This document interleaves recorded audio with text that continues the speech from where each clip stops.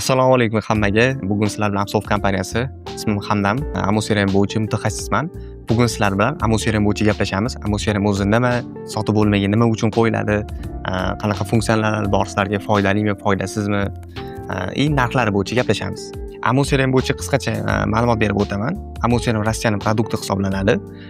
Biz o'zimiz Sof kompaniyasi 2020-yildan beri O'zbekistondagi partnyorimiz, 6 yildan beri shug'ullanamiz. Men salkam ma'lumot o'rnidan aytaman. O'zbekiston bo'yicha ikkinchi raqamli partnyor hisoblanamiz. Xo'p, bu Amo CRM, bu yerda рабочий stol bo'limi, kirganinglarda birinchi bo'lib рабочий stolga kirasizlar. рабочий stolga kirilganda bu yerda menejerlar bo'yicha ma'lumotlar bo'ladi. Nechta zadachalar bajardi, qanchasi qolib ketdi, bajarilgan, bajarilmay o'tkazib borilgan, hammasi shu yerda bo'ladi. Menejerlar bo'yicha mana bu yerda menejerlar ismi Islombek Ozodboyev, Hamdam Gapar, bular menejerlar hisoblanadi. Bu yerda robotlar ham ko'rib beradi. Nima ishlar bajaryapti, hammasini ko'rib beradi. Buni dashbord sifatida ishlatsanglar bo'ladi. Bu сделка bo'limi, сделка bo'limida sotuv varonkalari bo'ladi, ya'ni asosiy klientskiy bazangizni qaysi etaplarda turganini shu bo'limda kuzatib borasiz. Masalan, deylik, yangi mijoz, birinchi kontakt, qayta aloqa, uchrashuv, KPI bor, shartnoma kelishuv, ish boshlandi. Kompaniya uchun shunaqa sotuv varonkalari qilingan ekan. Yangi mijozga Amo CRMga Telegram, Instagram, Facebook, agar korxonangiz sayti bo'ladigan bo'lsa, sayt integratsiya qilingan bo'lsa, shu varonkaga kelib tushadi hamma klientskiy bazangiz, ya'ni leadlar, zaifkalar shu yerga kelib tushadi. Menejerlaringiz ichiga kirib, bitta-bitta obro'ka qilib ishlaydi. Mana bu klientskiy kartochka hisoblanadi. Klientskiy kartochkaning ichiga gaplashganda kerak ma'lumotlarni kiritadi. Keyin ertaga yana qayta aloqaga chiqqanda mana shu ma'lumotlar hammasi bilgan holda klient bilan gaplashadi. Bu sotuv uchun asosiy instrument hisoblanadi. Biz onlayn PBX integratsiya qilganmiz. Onlayn PBX integratsiya qilganimiz uchun zapislar kelib tushgan, ya'ni zapislar tushgan, har bitta qo'ng'irog'i 10 sekund gaplashgan ekan, 3 minut gaplashgan ekan. Bu yerda zapislarni eshitib, menejeri kontrol qilib borsanglar bo'ladi. Tepasida e'tibor bergan bo'lsanglar, menejer ismi bo'ladi, asosiy mana bu ko'rinadigan unda leadda asosiy ko'rinib turadigan narsa klient raqami, deylik, ismi klient raqami, menejer, ya'ni ответственность kim, bu lead uchun javobgar menejer kim, shu ko'rinib turadi. Masalan, deylik, yangi mijoz varonkasiga lead tushganda bog'lanib, ko'targan bo'lsa birinchi kontaktga o'tkaziladi. Agar ko'tarmagan bo'lsa klient qayta aloqaga o'tkaziladi. Agar ko'tarib, gaplashib, uchrashuvga kelishilgan bo'lsa, uchrashuv etapnisiga olib qo'yadi. Kommersiya приложение, KPI yuborish kerak bo'ladigan bo'lsa, tijorat taklifi KPI yuborishga o'tkazib qo'yadi. Shartnoma kelishuv va ish boshlandi. Yog'iga ish boshlanib ketadi. Xo'p, bu inbox bo'limi. Inbox bo'limida yozishmalar bo'ladi, ya'ni sizda Instagram bilan Telegram, WhatsApp bo'lishi mumkin. Yana qo'shma sifatida shular integratsiya qilingan bo'lsa, hammasi shu yerda bo'ladi. Yozish kerak, masalan, men Islomjon Anvarjonov degan klient bilan gaplashilgan ekan. Hammasi Telegramda nima gaplashilgan bo'lsa, hammasi shu yerga kelib tushadi.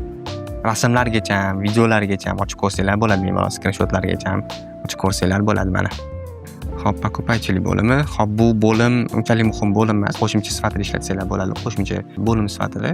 Xo'p, zadachi bo'limi. Operatorlar eng ko'p ishlaydigan bo'lim hisoblanadi. Zadachi bo'limida, masalan, deylik, mana bugungi bajarilgan zadachalar 0 ta turibdi, ya'ni bitta klient ichiga kirib, bu yoqdan zadacha qo'yganingizda klientni menejer vaqti kelganda o'zi eslatadi. Amo CRM o'zi menejerga mana shu klientga telefon qilish kerak deb eslatadi. O'shanda mana bitta paydo bo'ladi o'zi. Zadachi na сегодня degan bo'limda paydo bo'ladi. Menejer bog'lanib gaplashib, keyingi etaplarga olib qo'yadi. Agar klientga o'z vaqtida telefon qilmasa, bog'lanmasa, просроченный zadachaga o'tib qoladi. Shu bo'limga qip-qizil bo'lib qoladi mana. 14-fevralga qo'yilgan ekan, 8-mart уже bugun bog'lanmagan, hali ham demak kechiktirib yuborilgan. Kechiktirib yuborilgandan keyin sotuvlar tushib ketish ehtimoli bor. Shuni ham kontrol qilib borsangiz bo'ladi. Shunaqa. Xo'p, hozir men zadacha qo'yishni ko'rsataman. Klientga kirganda, masalan, mana o'ziga примечание yozib olgan ekan, ya'ni kommentariy yozib olgan, izoh yozib olgan menejer. Keyin ertaga bog'langanda mana shu izohga qarab turib, klient bilan gaplashadi, ma'lumotlar beradi. Xo'p, zadachada qanaqa zadacha qo'yadi? Masalan, deylik, bugun 8-mart, 10-mart kuni klientga bog'lanish kerak bo'ladigan bo'lsa, 10-martda belgilaydi, bu yoqda soatini kiritib qo'ysa bo'ladi. Soat deylik 12:30da. Savit bosadi.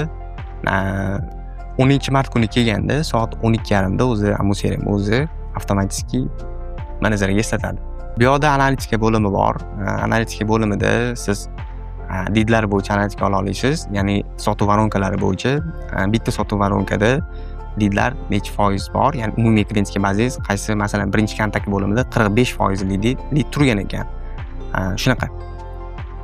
Test bo'limida 27%, qayta aloqada 27%. Bitta lid bilan o'rtacha klient bilan 8 kun ishlayotgan ekan bu akkauntda, ya'ni bu Amo CRMda.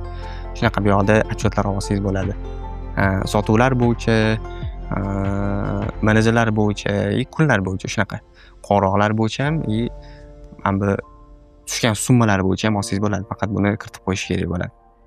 Amo CRMda yana Amo Market bor. Amo Marketda o'zingizga kerakli integratsiyalar topsangiz bo'ladi. Amo CRM bilan deyarli hamma narsani integratsiya qilsa bo'ladi. Ochiq API hisoblanadi, ya'ni ochiq IP hisoblanadi. Bemalol o'zingizga kerak, o'zingiz deyli yasagan programmangiz bo'lsa yoki tayyor programmalar bo'lsa, Amo CRM integratsiya qilib ishlatsangiz bo'ladi. Faqat darabotka orqali qilishingiz kerak bo'ladi.